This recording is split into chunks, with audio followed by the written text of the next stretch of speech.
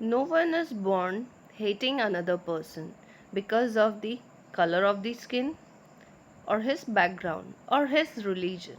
People must learn to hate, and if they can learn to hate, they can be taught to love. For love comes more naturally to the human heart than its opposite. Even in the grimmest times in prison, when my comrades and I were pushed to our limits, I would see a glimmer of humanity in one of the guards, perhaps just for a second. But it was enough to reassure me and keep me going.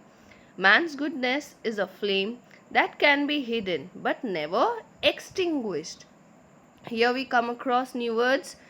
Grimmest means very serious or gloomy. Then we see push to our limits means here it is already given push to the last point in our ability to bear pain. Then we have glimmer means which shines faintly. Then reassure means say or do something to remove the doubts. So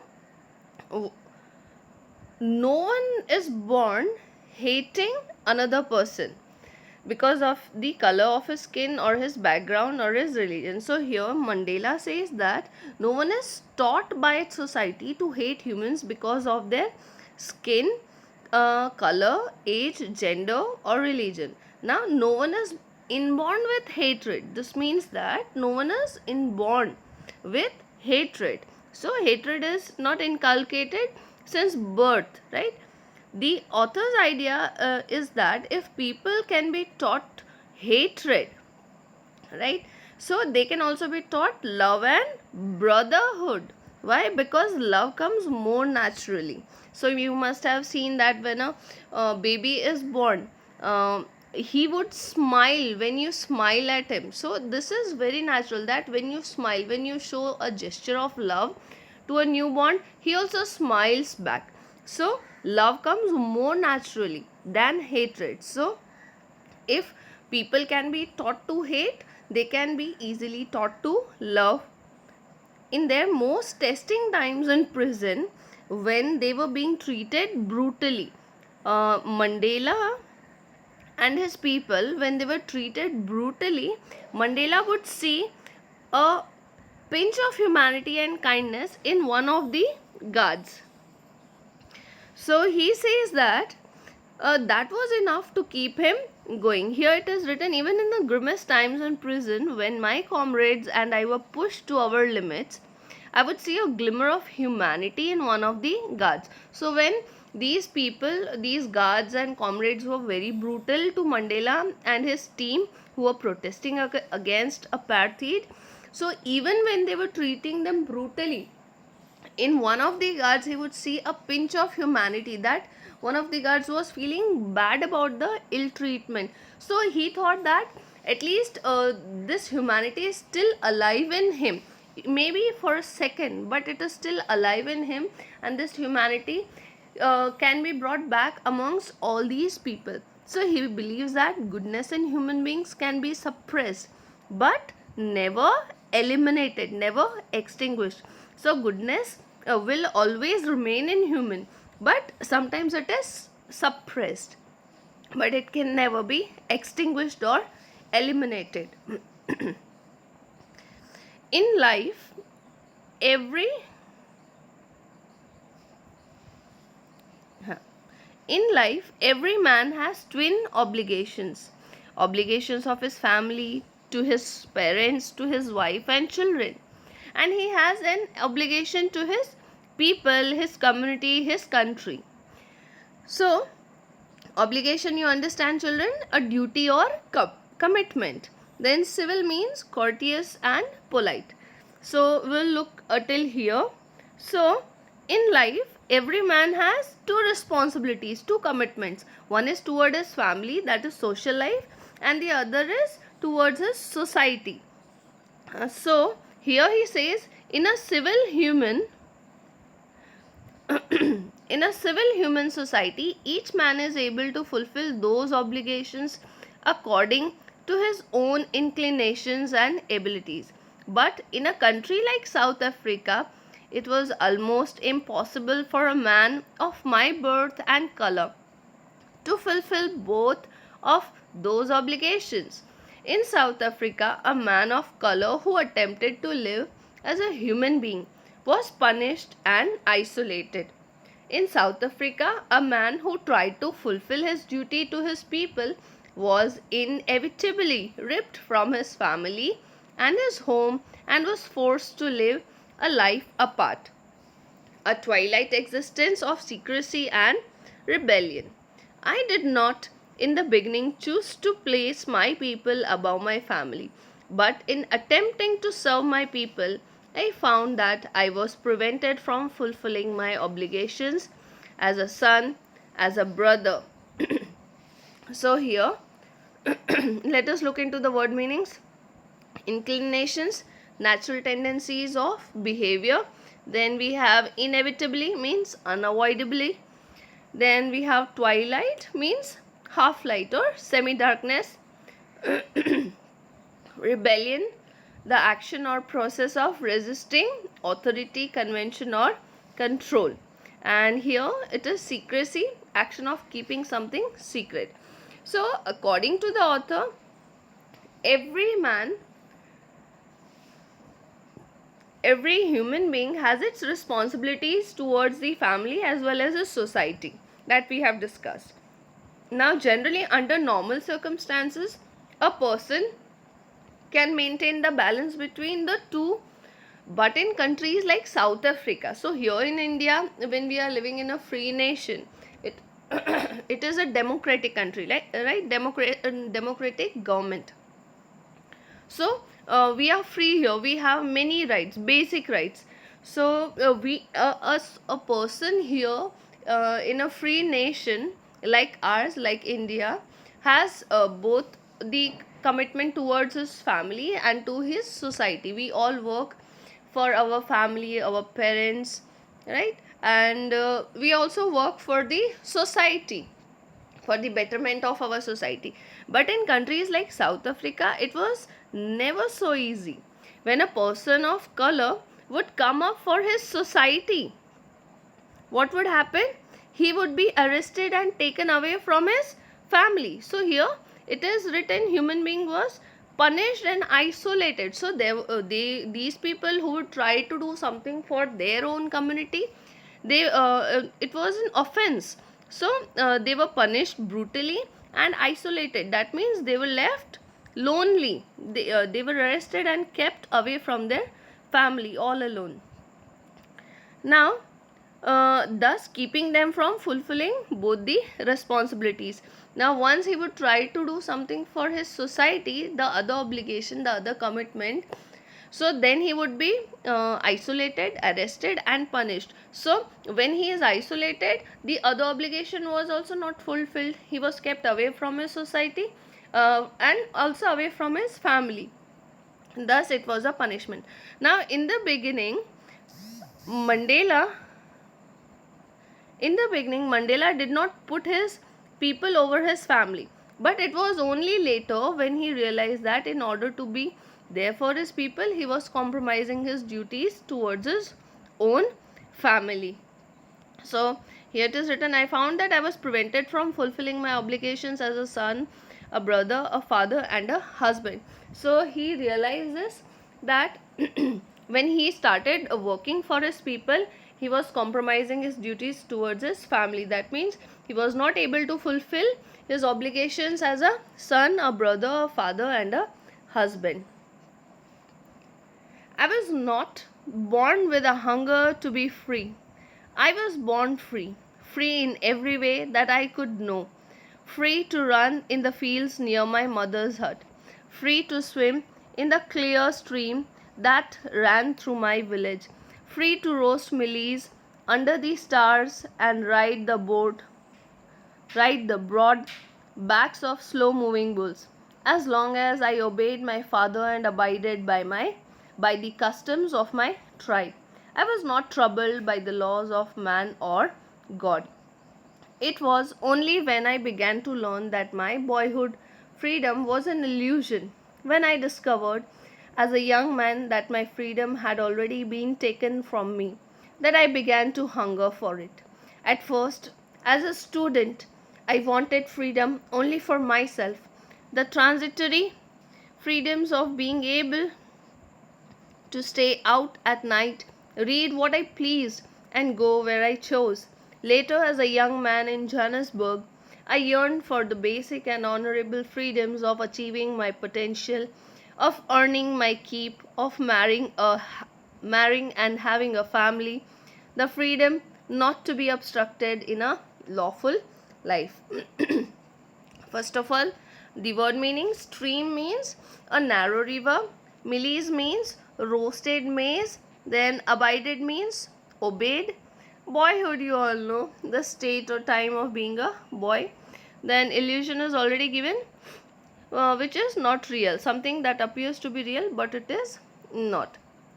Then you see transitory means changing, which is not permanent.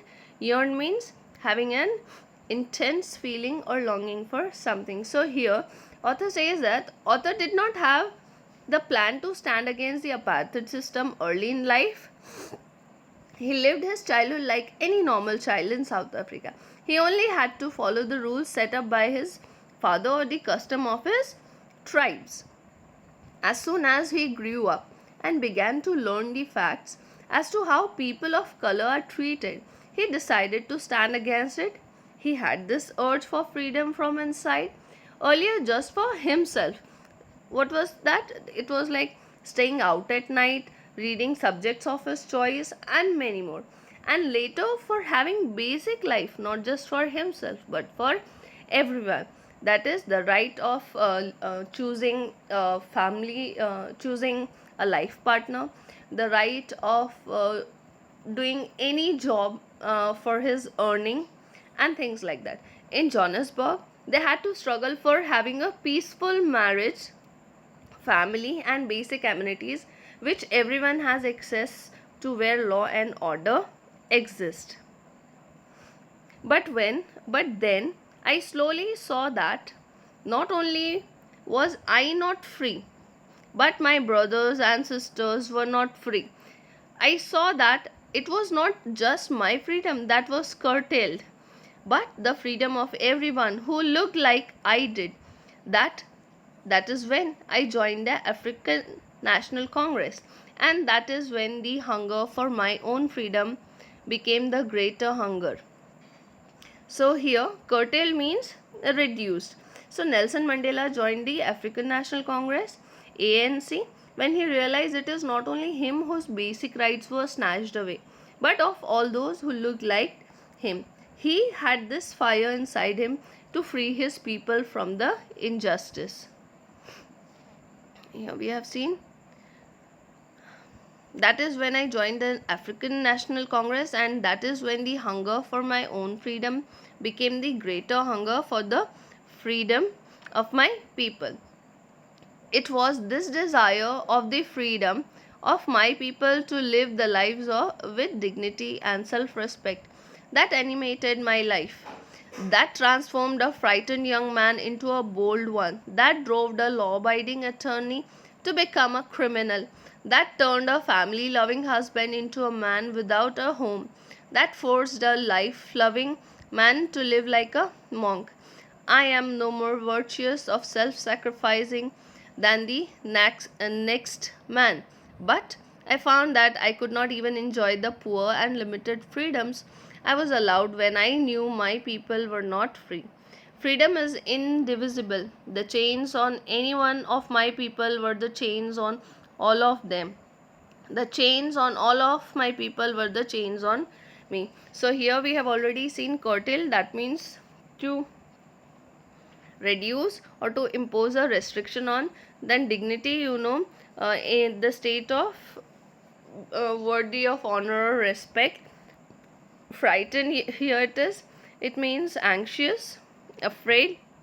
Then children, monk means a hermit, a member of religious community of men typically living under vows of poverty, chastity, and obedience. That means living a very simple life without any luxuries of life. Then virtuous means having or showing high moral standards, then indivisible, which cannot be dividable, which cannot be divided or separated. So it was this fire that changed the author completely, as a man from being scared to brave, a lawyer to the one breaking the law. So here it is written that it was this desire of the freedom, it was this desire of the freedom of my people to live their lives with dignity and self respect that animated my life. So when he fall into this fight of freedom for his people, his community, for the respect of his people, this changed his life. How does it change? This desire of freedom changed that frightened young man into a bold one. So before he was like any other normal man who was frightened to fall into such fights and protest, but now he became a bold man that drove a law abiding attorney means lawyer. So a lawyer who was following law before, now he became a criminal. Now he did not do any crime, but it was crime in under the white supremacy to protest that turn a family loving husband into a man without a home. So before fighting, before protesting against apartheid, he was a family loving husband. He was giving his time to his kids, his wife, his parents, living with his family happily, lovingly. But now he was like a man without a home. He was not going to his home for many days. Sometimes he was arrested, sometimes he was prisoned, and sometimes he was facing so many ill treatments. Now that forced a life loving man to live like a monk. Before, as he was born in a royal tribe, and he enjoyed many luxuries, but and thus he was enjoying his life. But now when he could feel the pain of his people, he left all those luxuries, and he was living like a monk, like a hermit, a very simple living. So he says that I'm no more virtuous or self-sacrificing than the next man. So he says that he is like the every other man of his tribe who looked like him.